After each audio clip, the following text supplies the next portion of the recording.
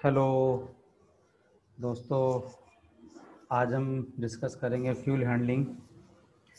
Thermal power plant के अंदर दोस्तों ये ध्यान रखिएगा कि ज़्यादातर केस में जो फ्यूल हैंडलिंग होती है वो कोल की हैंडलिंग होती है, क्योंकि फ्यूल जो होता है वो कोल होता है। आप जानते हैं कि हमारे देश के अंदर यूँ तो कहने को चारों तरह का कोल अवेलेबल है, एंथ्रेसाइट, बिटुमिनस, पीट एंड लिग्नाइट। बट जो गुड क्वालिटी कोल है दैट इज एंथ्रेसाइट, वो बहुत कम क्वांटिटी में अवेलेबल है। ज़्यादातर क्वांटिटी में हमारे पास पीट और लिग्नाइट अवेलेबल है। पीट और लिग्नाइट कोल के अंदर कैलोरीफिक वैल्यू कम होती है और ऐश कंटेंट ज़्यादा होता है, बट हमारे पास जो अवेलेबल है हम उसी को यूज़ करेंगे। तीन तरह का फ्यूल हम लोग यूज़ करते हैं किसी भी पावर प्लांट के लिए: coal, solid fuel, liquid fuel, gas fuel, which can be coal, oil और गैस। ठीक है। अब यहाँ पर ये पॉइंट डिस्कस करना बहुत ज़रूरी है कि why fuel handling system need extra attention. इसको अलग से डिस्कस करने की क्या ज़रूरत पड़ गई? ऐसा क्या हो गया है इसमें कि हमें फ्यूल हैंडलिंग सिस्टम के लिए पूरा अरेंजमेंट करना पड़ा, ध्यान रखना पड़ा? तो फ्रेंड्स, एक चीज़ ध्यान रखें कि सबसे पहले फ्यूल का कि बिना फ्यूल के आप पावर जनरेट नहीं कर सकते, मीन्स बिना इनपुट के आपको आउटपुट नहीं मिल सकती। दूसरी चीज, आप एक चीज ध्यान रखें कि थर्मोडायनामिक्स का लॉ है कि energy can neither be create nor be destroyed, but it can convert from one form to another form. So अगर आपको इलेक्ट्रिकल एनर्जी चाहिए थर्मल पावर प्लांट से, तो आपको किसी और फॉर्म में वहां पर एनर्जी देनी पड़ेगी। अब किस फॉर्म में एनर्जी आप देना चाहेंगे? तो हमारे पास जो ज़्यादा क्वांटिटी में अवेलेबल है और एट इकोनॉमिक रेट पर अवेलेबल है वो है कोल। तो कोल को हम लोग एज एनर्जी यूज करते हैं कोई, और ये आप कह सकते हैं जो केमिकल एनर्जी है या थर्मल एनर्जी है उसको हम यूज करते हैं। कोल की एनर्जी को इलेक्ट्रिकल एनर्जी में कन्वर्ट करने का मेथड है कि कोल को पहले स्टीम बर्न किया जाए, बर्न करके उसको हीट एनर्जी में कन्वर्ट किया जाए, हीट एनर्जी से स्टीम को, वाटर को स्टीम में कन्वर्ट करके स्टीम एनर्जी में कन्वर्ट किया जाए, उस स्टीम एनर्जी से टरबाइन को रन करके मैकेनिकल एनर्जी में कन्वर्ट किया जाए और फिर मैकेनिकल एनर्जी को जनरेटर से पास करके इलेक्ट्रिकल एनर्जी में कन्वर्ट किया जाए। और फ्रेंड्स, आप जानते हैं कि जितना ज्यादा कन्वर्जन होगा, जितनी ज्यादा स्टेज होंगी कन्वर्जन की, उतनी ही एफिशिएंसी कम होती जाती है, क्योंकि थर्मोडायनामिक सिस्टम ये कहता है, थर्मोडायनामिक्स लॉ ये कहता है कि कभी भी 100 किसी भी सिस्टम की 100% एफिशिएंसी नहीं हो सकती। इसीलिए फ्रेंड्स, जितनी ज़्यादा कन्वर्जन स्टेज होंगी उतनी ही कम एफिशिएंसी होगी, but we have no other way, तो हमें यही मेथड यूज करना पड़ता है। तो यहाँ पर हमने लिखा है, अगर आप देखें कि fuel handling needs extra attention because 50 to 60% of total operating cost consist only fuel purchasing and handling. और फ्यूल सिस्टम जो वो डिजाइन किए जाते हैं टाइप और नेचर ऑफ द फ्यूल पर। अगर आप देखिए, हमने कुछ कोल हैंडलिंग के लिए यहाँ डायग्राम बनाए हुए हैं। आप देखिए कि कुछ कोल हैंडलिंग के लिए दिखाए कि मैनुअल हैंडलिंग हो सकती है, कोल का साइज बड़ा हो सकता है। सो इसको मैनुअल हैंडलिंग कर रहे हैं, सर पर रख करके ले जा रहे हैं, आप देख सकते हैं। कुछ ट्रॉलीज में यहाँ पर आप देख रहे हैं, ट्रॉली में लेकर के जा सकते हैं, किसी वेसल में आप लेकर के जा सकते हैं। माइन से कोल को निकालने का तरीका आपको दिखाया हुआ है। यहाँ पर भी दिखाया हुआ है कि we are using a shovel to dig the coal, we are using some other means to collect the coal. But जब भी हम ये कोल हैंडल करते हैं और हम किसी भी ह्यूमन के इन्वॉल्वमेंट इस केस में देखते हैं, जैसे आप यहाँ देख रहे हैं, तो आप देखिए ह्यूमन के हैंड्स को हमने दिखाया हुआ है। दिस इज नॉट अप्रोप्रिएट कि उनके हाथ खराब हो जाएं। ह्यूमन के पर्सनल नीड्स होती हैं, दे रिक्वायर वाटर एक्सेट्रा। तो अगर आप किसी भी मैन को यूज करते हैं, ह्यूमन को यूज करते हैं, तो सेफ्टी एंड पर्सनल नीड्स दोनों चीजें आपको देखनी है। इसीलिए हमने क्या किया कि हमने कोल के जो ट्रांसपोर्टेशन के मेथड्स हैं वो थोड़े से हमने चेंज किए। अगर आप देखना चाहें यहाँ पर, तो कुछ मेथड्स हमने लिखे हुए हैं, सी और river, rail, ropeway, road, pipeline, सभी का एग्जांपल हमने यहाँ पर दिया हुआ है। ये देखिए, ये सी का है एग्जांपल। बड़े बड़े शिप हैं, शिप में कोल को हमने लोड किया और आप देख सकते हैं कि ये वाटर के थ्रू जाएगा। रेल में आप देख सकते हैं कि वैगन्स हैं, बड़ी बड़ी ट्रेन है, ट्रेन की वैगन्स में हमने कोल को लोड किया है और थ्रू रेल नेटवर्क इसको हम सप्लाई कर सकते हैं। रोप वे, ये आप देख सकते हैं, रोप वे, इसमें ट्रॉली लगाई हुई है हमने, ये ट्रॉली भरने के बाद ये जाती है। तो इस जहाँ पर हमारे पास रोड और रेल नेटवर्क या वाटर नेटवर्क नहीं है, स्पेशली इन हिल्स एरिया, वहाँ हम इस तरीके से मटेरियल को सप्लाई करते हैं। रोड से आप देख सकते हैं कि ये ट्रक हमने लगाए हुए हैं, ट्रक से कोल आ रहा है, आप डंपर भी कह सकते हैं इनको, और ऑटोमेटिकली इसको अनलोडिंग किया जा रहा है। और एक इम्पॉर्टेंट है पाइपलाइन। तो ये पाइप आप देख रहे हैं, ये पाइप वाटर की पाइप्स नहीं है, ध्यान रखिएगा, ये वाटर को सप्लाई नहीं कर रही है पाइप, ये पाइपलाइन कोल सप्लाई कर रही हैं। Necessity of coal handling system, क्यों जरूरत पड़ गई कोल हैंडलिंग सिस्टम को डिजाइन करने की? भाई 600 मेगावाट का जो पावर प्लांट होता है उसको लगभग 7200 यानी 7200 टन कोल चाहिए डेली का। Such a large amount of the coal can not be handle by human, आदमी इतने बड़े कोल को हैंडल नहीं कर सकता। Coal handling are to be flexible, reliable, capable of handling large quantity in less time than even before. भाई coal handling system जो flexible होना चाहिए, मतलब फ्लेक्सिबल का मतलब है कि जो डिमांड कम ज़्यादा हो रही है उसको एडजस्ट कर सके। रिलायबल है कि हम ये कहें कोल आएगा ही आएगा, ऐसा नहीं कोल किसी भी रीजन से रुक जाए। And capable of handling large quantity in less time even before, मतलब रिक्वायरमेंट से पहले कोल आ जाए। Coal play vital role in electricity generation worldwide, जितने भी वर्ल्ड में पावर प्लांट हैं उन सभी में पावर प्लांट में कोल का जो रोल है वो आज भी लगभग 41% है पावर जनरेशन में। सो अभी हम इसको इग्नोर नहीं कर सकते। These are the requirement of good coal handling system. It should have minimum maintenance, maintenance कम से कम होनी चाहिए। आपको ध्यान रखना, अगर मेंटेनेंस ज़्यादा होगी तो ये रिलायबल नहीं होगा। अगर आप मेंटेनेंस में रहेंगे तो कॉस्ट इंक्रीज हो जाएगी। It should be simple and sound, बिल्कुल सिंपल होना चाहिए, कॉम्प्लिकेटेड नहीं होना चाहिए। मिनिमम वियर होनी चाहिए रनिंग में due to abrasive action of coal particles, reliability ज़्यादा होनी चाहिए। And it should be able to deliver required quantity of coal at the destination during peak period. See, peak period में आपको ज़्यादा कोल की ज़रूरत होती है, तो आपका जो भी सिस्टम आप डिज़ाइन करने जा रहे हैं या डिज़ाइन किया हुआ है वो ऐसा होना चाहिए कि जो भी मैक्सिमम कैपेसिटी है प्लांट की उसके लिए वो कोल को सप्लाई कर सके। अगर आपने एक प्लांट डिज़ाइन किया है जिसकी कैपेसिटी है 600 मेगावाट, तो 600 मेगावाट के लिए 7200 टन कोल चाहिए पर डे का। तो जो भी कोल हैंडलिंग सिस्टम आप यूज कर रहे हैं वो एक दिन में कम 7200 टन कोल को हैंडल कर सके, ये आपको ध्यान रखना है।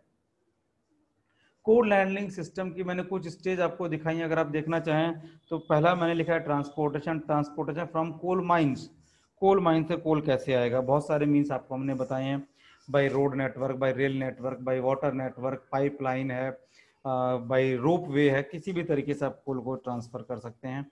इसके बाद प्लांट के अंदर आने के बाद अनलोडिंग की जाती है, बहुत सारे मेथड हैं अनलोडिंग के, ऑटोमेटिक अनलोडिंग हो सकती है, मैरी गो राउंड सिस्टम हो सकता है, तो बहुत सारे मेथड अवेलेबल, मैनुअल हैंडलिंग हो सकती है, मैकेनिकल अनलोडिंग हो सकती है। तो आपको देखना है प्रेपरेशन। कोल का साइज आपने देखा है, मैंने आपको दिखाया है कि एक ह्यूमन सर पर लेकर के जा रहा है, वो कोल का एक पीस है, तो उतने बड़े कोल को बर्न करना पॉसिबल नहीं है, तो उसको छोटे छोटे पीस में कन्वर्ट किया जाता है, that is known as preparation. 25 to 30 mm के पीस में पहले कन्वर्ट किया जाता है और फिर उसको हम ट्रांसफ़र करते हैं। ट्रांसफ़र करने के बाद उसको मैग्नेटिक सेपरेटर से क्रॉस करते हैं, उसका साइज चेक किया जाता है, उसका वेट किया जाता है, उसकी मॉइस्चर को रिमूव किया जाता है। इसके बाद उसको एक कवर्ड स्टोरेज में स्टोर किया जाता है। कवर स्टोरेज को लाइव स्टोरेज भी कहते हैं, और इस कवर स्टोरेज यानी लाइव स्टोरेज में लगभग 24 आवर का 24 घंटे का फ्यूल वहाँ पर रखा जाता है। ध्यान रखिए, जहाँ अनलोडिंग हमने की है वहाँ पर 30 डेज का कोल हम लोग रखते हैं, और इतना हमारे पास स्पेस होता है कि 30 डेज का कोल हम रख सकें। और जो लाइव स्टोरेज है which is very near to the boiler, जहाँ से कोल को बॉयलर में ट्रांसफ़र करना है, बॉयलर फर्नेस में बिल्कुल प्रिपेयर किया हुआ कोल है, ये सिर्फ हैंडलिंग करनी है और बॉयलर की फर्नेस में भेज देना है। तो एक दिन का कोल वहाँ पर हमेशा रखा जाता है, यानी कि अगर 600 मेगावाट 600 मेगावाट का प्लांट है तो 7200 टन कोल वहाँ पर प्रिपेयर रहेगा। It can be for Stoker firing, it can be for pulverise firing. इसके बाद अंदर हैंडलिंग की जाती है उस लाइव स्टोरेज से, वो आपको बॉयलर फर्नेस तक पहुँचाना है। तो we are using various conveyors, coal को वेट किया जाता है, मेजर किया जाता है साइज, और फिर उसको हम हॉपर में भेज देते हैं, जहाँ से धीरे धीरे करके वो फर्नेस के अंदर जाता है और कोल बर्न हो जाता है। कोल की डिलीवरी के लिए अगर आप देखें, जैसे हमने पॉइंट डिस्कस किए, तो transfer of coal from mine to port to storage at plant site by rail. आप देख सकते हैं कि अगर ट्रेन से आप लोग कोल सप्लाई करते हैं तो एक ट्रिप में 4000 से 13000 टन एक बार में एक ट्रेन कोल को लेकर के आ सकती है।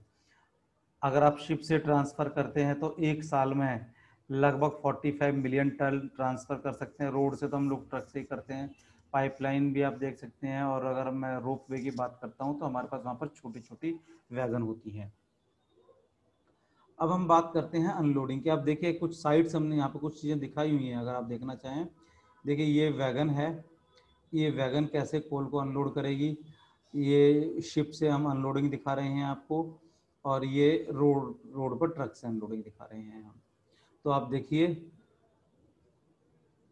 अनलोडिंग फ्रॉम रेल कार, अगर रेल कार से करनी है अनलोडिंग तो एक बंकर बना देते हैं और साइड में एक डोर बनाते हैं, उस डोर को ओपन किया, train merry go round system में राउंड राउंड रोटेट करती है और ग्रेविटी से सारा कोल खाली हो जाता है। अनलोडिंग फ्रॉम शिप आप देख ही रहे हैं, यहाँ पर एक बकेट बेल्ट कन्वेयर लगा दिया और सारा कोल यहाँ से अनलोड हो रहा है, ठीक है। और ट्रक से आप देखते हैं लिफ्टिंग ट्रक होते हैं जिसको आप डंपर कह सकते हैं, और वो इस तरीके से खाली कर देते हैं। कोल प्रिपरेशन में हम लोग 5 पॉइंट कंसीडर करते हैं। If coal is delivered when it is not in the form of lump means proper size का नहीं है, तो कोल प्रिपरेशन में हम ब्रेकर इस बड़े बड़े साइज को तोड़ते हैं, क्रश करते हैं, साइजर मीन्स साइज चेक करते हैं, उसको सीव में से क्रॉस करते हैं, ड्राई करते हैं। अगर मॉइस्चर कंटेंट को रिमूव करना होता है हमें, लगभग 3 to 4% मॉइस्चर कोल के अंदर होती है which we have to remove. And magnetic separators means अगर कोई आयरन पार्टिकल्स वहाँ पर है, फेरस मटेरियल अगर है तो उसको हम लोग रिमूव करते हैं। क्रशर्स का हमने यहाँ पर एक एग्जांपल दिखाया हुआ, आप देख सकते हैं। Crushers are use to reduce the coal to optimum size. ये देखिए ये डिफरेंट क्रशर्स हैं, यहाँ पर बड़े बड़े साइज के कोल हैं, लंप साइज के कोल हैं, ये पहले क्रश किया, थोड़ा छोटा साइज आपको दिखाई दे रहा है, उसको फर्दर फिर क्रॉस किया क्रशर से तो और पाउडर फॉर्म में आ गए।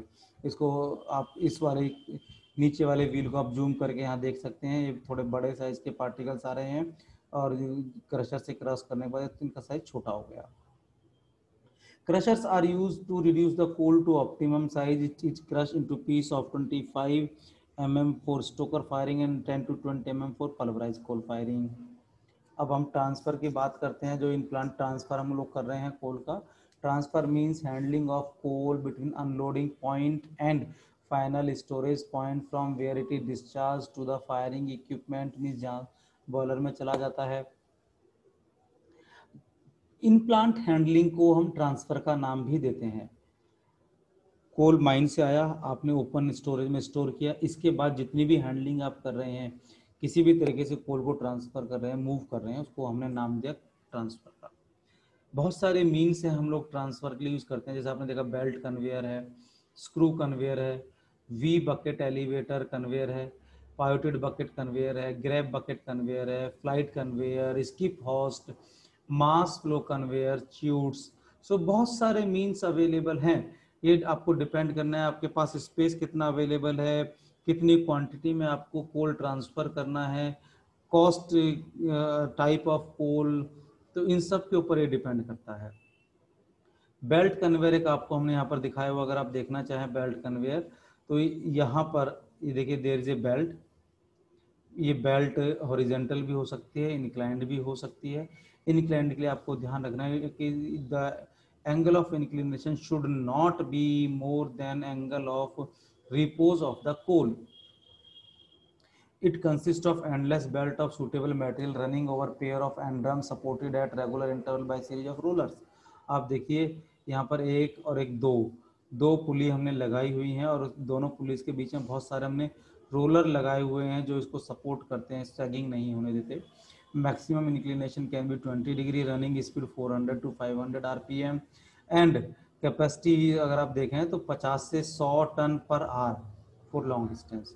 सो यहाँ पर आप देखिए कोल को हम with the help of a loader और with the help of hopper हम लोग कोल को बेल्ट पर डाल रहे हैं, पुट कर रहे हैं बेल्ट पर, बेल्ट रन कर रही है, कोल इसी डायरेक्शन में रन हो रहा है, राइट। आप देखिए कोल रन हो रहा है।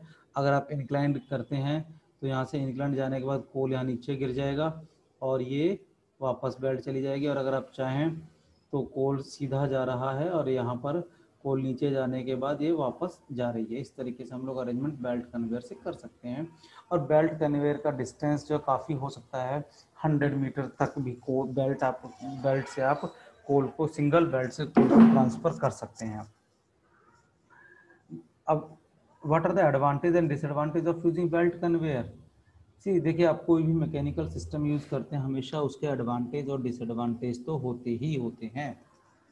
अगर मैं एडवांटेज की बात करता हूं तो एडवांटेज है low cost and power consumption, smooth and clean operation, less maintenance, controlled rate of coal transfer and continuous coal transfer, reliability, right? But there are some disadvantage also. It is not suitable for dust particle and slurry. अरे भाई, अब जब हम कोल transfer कर रहे हैं तो slurry तो हमें ट्रांसफर करनी ही नहीं है। सो बट डस्ट पार्टिकल भी अगर ट्रांसफर करते हैं तो चांसेस हैं लॉस होने के, डस्ट गिर सकती है। Not suitable for shorter distance, अगर बहुत ज़्यादा छोटा डिस्टेंस है या इंक्लिनेशन मोर देन 20 डिग्री है तब ये संभव नहीं है कि हम लोग बेल्ट कन्वेयर को यूज़ करें, राइट। सो फ्रेंड्स, आज के लिए इतना ही है। आगे हम लोग और डिस्कस करेंगे, आगे लेक्चर हम लोग और शेयर करेंगे, वीडियो शेयर करेंगे। आप लोग वीडियो देखते रहें, इसको सब्सक्राइब करें और जो भी आपको कमी लगती है आप कमेंट बॉक्स में लिखें, हम लोग उस कमी को आने वाले लेक्चर्स में दूर करने की कोशिश करेंगे। Thank you very much.